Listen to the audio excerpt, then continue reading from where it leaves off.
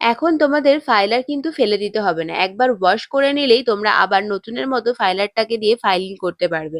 হ্যাঁ, কি বলছি বুঝতে পারছো না? চলো জানা যাক। আমরা কিন্তু এতদিন ফাইলার ইউজ করতাম সিলসের বানানা 100/180, যেটা দিয়ে আমরা এতদিন ফাইল করতাম।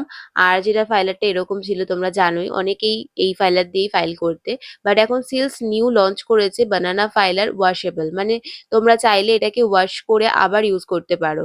আর আগের ফাইলার কিন্তু ঠিক ছিল এই রকম। আর ওয়াশেবল ফাইলারের মধ্যে একটু ডিফারেন্স রয়েছে, যেটা হচ্ছে নর্মাল ফাইলারের ভিতরটা পিঙ্ক ছিল আর ওয়াশেবল ফাইলারের ভিতরটা ব্ল্যাক রয়েছে।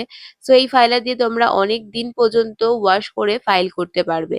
আর তার সঙ্গে কিন্তু সিলস বার করে ফেলেছে আরো একটা জিনিস, যেটা হচ্ছে সফট বাফার, যেটাও কিন্তু ওয়াশেবল রয়েছে। এটাও কিন্তু 100/180 রয়েছে। আর এই বাফারটাকেও কিন্তু তোমাদের ফেলে দিতে হবে না, এটা কিন্তু একটা ওয়াশেবল বাফার রয়েছে। তোমরা চাইলে এটাকে ওয়াশ করে আবার রিইউজও করতে পারো।